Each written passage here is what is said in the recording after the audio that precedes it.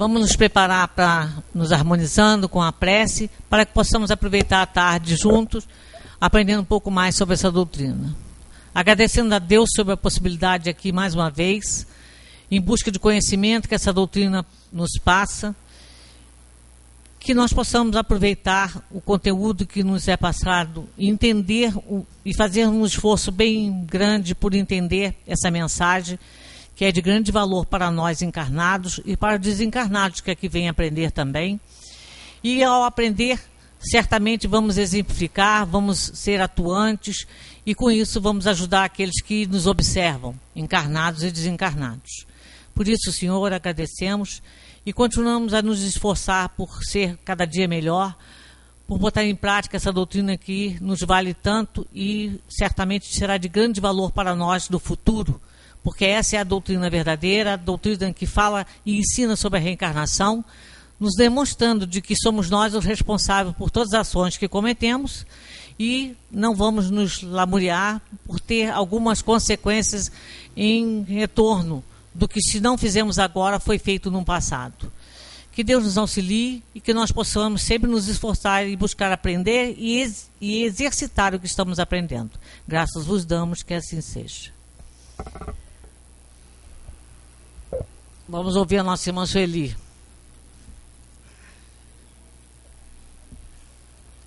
154 anos, livros espíritos, dia 18. 154 anos. Hoje? Não, dia 18. Ainda vai dar para... Uma boa tarde a todos. Vamos para a nossa tarefa. Hoje nós vamos iniciar a lei do progresso.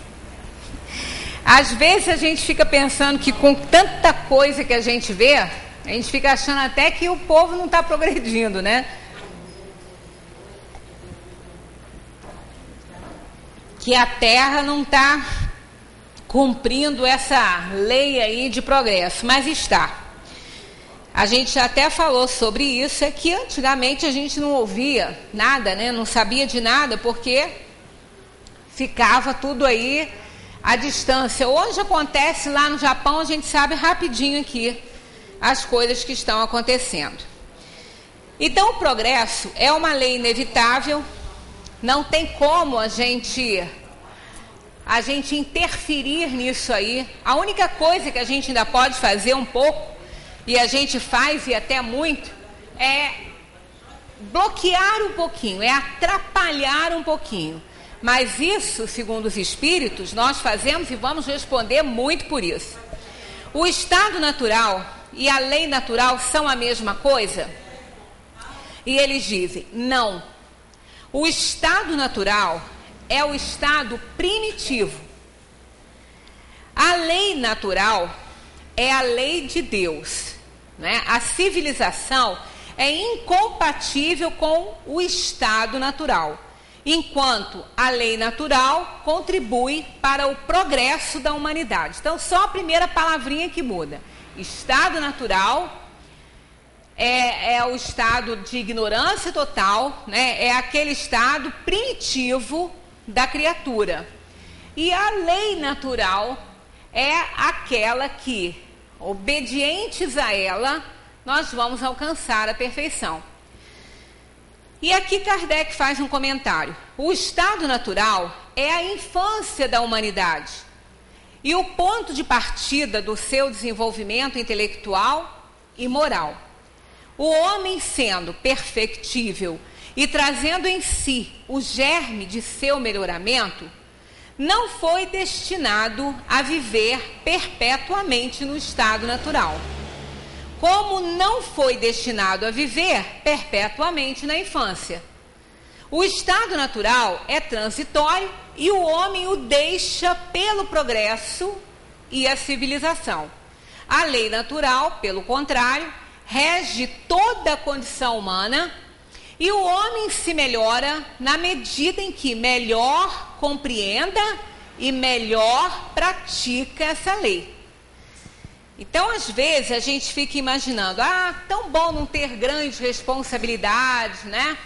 Não conhecer certas coisas. Eu tenho uma amiga que fala para mim que ela preferia não conhecer o espiritismo, Ela falou, tem hora que eu fico com uma raiva de você. Ela falou, tem momentos na minha casa que eu quero te esganar. Eu falei, o que eu te fiz, criatura? Me apresentou o espiritismo. Eu falei, isso é um mal, por acaso? Que foi um bem para mim, eu achei que poderia ser um bem para você. Ela falou, bom, um bem, lógico, mas tem hora que eu preferia não saber de certas coisas para poder agir de acordo com o momento. Eu falei, e depois? Vai assumir responsabilidades? Não, mas se eu não sabia, eu não vou assumir responsabilidade nenhuma. Você me fez conhecer essas coisas, agora eu tenho que assumir. Eu falei, mas iam te perguntar também por que você não sabia? Por que você não sabia? O que é que impediu você de saber?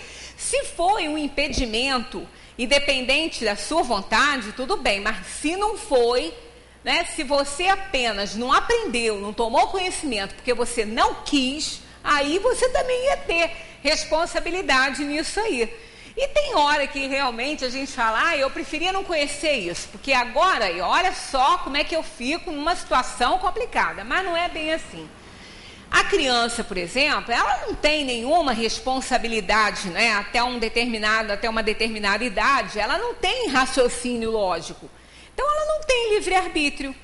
É teimosa, bate o pé no chão, faz pirraça, que quer isso, que quer aquilo. Ela está ensaiando para fazer, né, as suas reivindicações. Mas ela realmente não tem condição. Aí, aqueles que são responsáveis por ela vão ter, ou deveriam ter, pulso forte para falar não e pronto. Né? Explicou, não quis entender, não quis aprender, é porque não está maduro o suficiente para isso. Então é não e acabou. Não é essa de ficar ali fazendo vontade, porque isso aí não vai dar certo, né? Então nós não gostaríamos de ter ficado eternamente na nossa infância.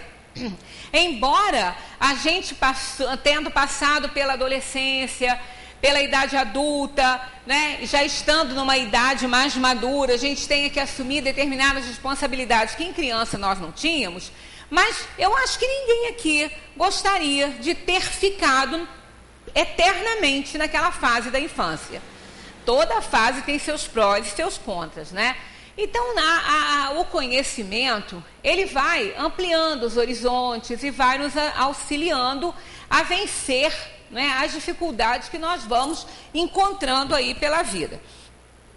No estado natural, tendo menos necessidades, né, porque no estado natural, o homem está lá naquele princípio mesmo, ele não tem grandes necessidades. Então, nesse estado natural, Kardec está perguntando, tá? Tendo menos necessidades, o homem não sofre todas as atribulações que cria para si mesmo num estado mais adiantado. Claro, né? Quanto menos a gente sabe, menos exigências, menos problemas a gente vai ter. Mas ele continua então no seu raciocínio para perguntar, né? Que pensar da opinião dos que considerem esse estado como o da mais perfeita felicidade terrena? Até às vezes quando a gente vê, não é assim, um animalzinho tão bem tratadinho, a pessoa fala assim, pena que não tem reencarnação para o reino animal, senão ia gostar de vir. Cachorrinho de fulano, cachorrinho de Beltrano, tem um monte de gente querendo ser cachorrinho de Sueli. Né? Eu tenho amigos que falam, eu quero voltar nesse canil aí, cachorrinho de Sueli. Então a gente acha aquela falta de atividade ali, dentro de responsabilidades, muito cômoda, né? Mas aí Kardec então faz essa pergunta, que pensar então da opinião dos que consideram esse estado natural, o estado da ignorância, o estado ainda bem primitivo, como o da mais perfeita felicidade terrena? E ele responde, que queres? Eles respondem assim, que queres? O homem, não, eles respondem assim, que queres? É a felicidade do bruto? Porque realmente, né, aquele estado natural é o estado aonde o espírito está num estado total de ignorância. Então ele não foi burilado, ele é bruto, né? Então ele diz, que queres? É a felicidade do bruto? Há pessoas que não compreendem outra. É ser feliz à maneira dos animais. As crianças também são mais felizes que os adultos.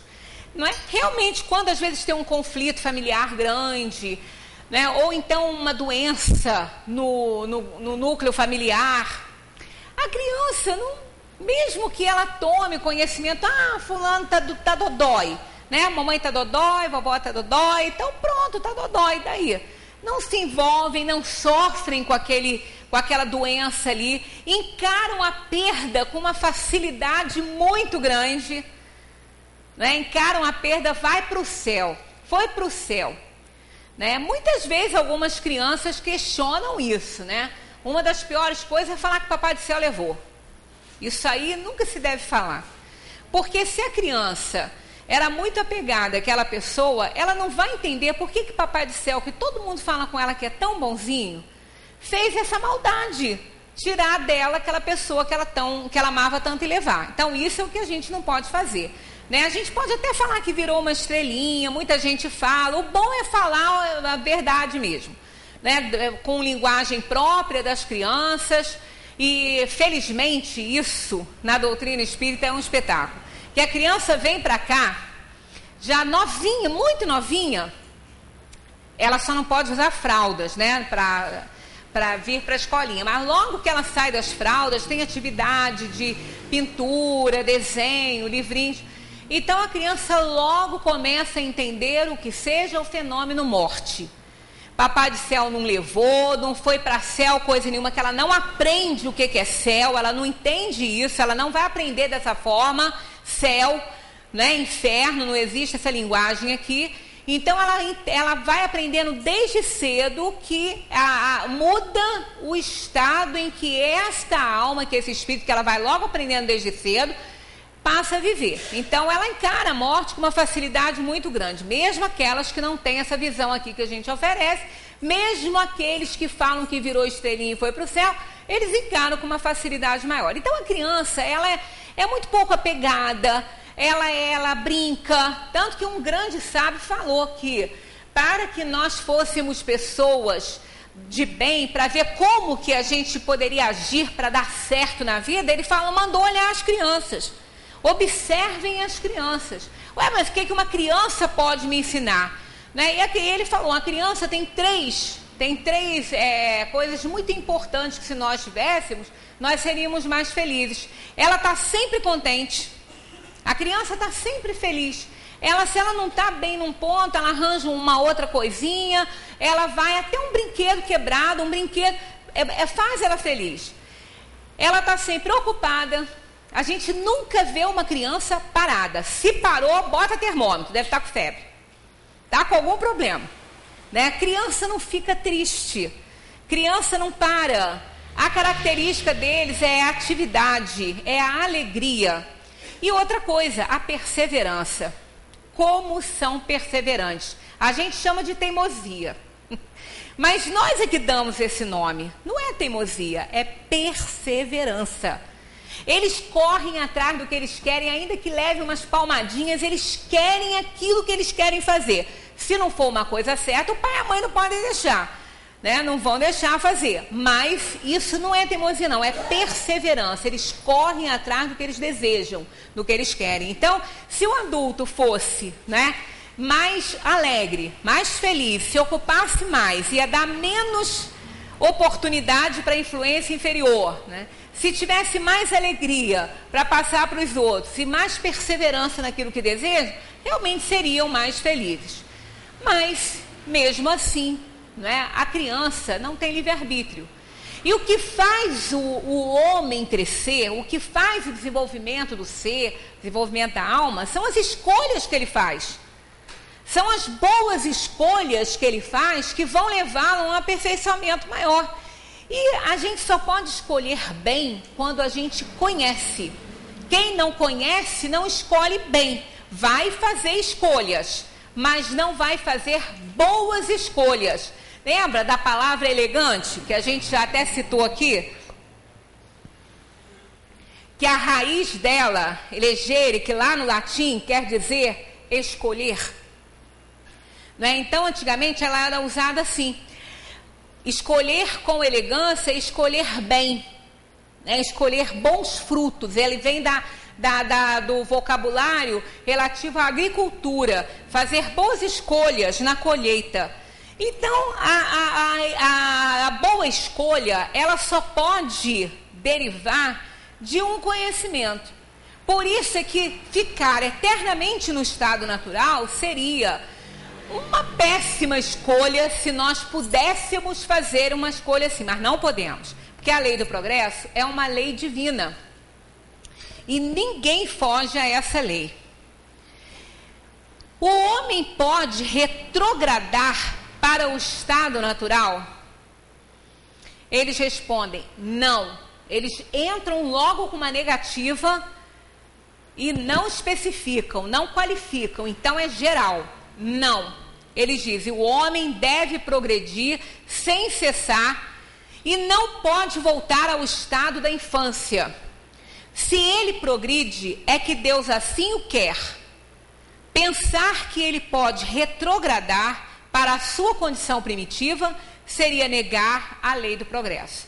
Da mesma maneira que nós não podemos voltar à nossa fase de infância, nós não podemos retrogradar como espíritos que somos. E o que já aprendemos, nós vamos manter essa aquisição. Não é? Embora com determinada idade já avançada, às vezes as pessoas falam, vira criança. Em alguns pontos vira mesmo, né? Às vezes uma pessoa muito idosa começa a ter umas atitudes tão infantis que a gente fala, tá virando criança, né? Pois é, mas isso não é que ela está retornando, lógico, né? Que como o espírito ele está na dependência dos órgãos materiais, quando às vezes o raciocínio não está muito bom, né? A pessoa começa a ter um probleminha com memórias e demências, alguma coisa assim, começa a não ter muita clareza naquilo que fala e acaba virando criança. Como a criança ainda não tem raciocínio lógico, a gente, com o passar do tempo, numa idade mais avançada, por determinada doença ou envelhecimento mesmo, a gente perde essa capacidade de raciocínio lógico. A gente começa a não ter mais isso, então começa a achar que está virando criança.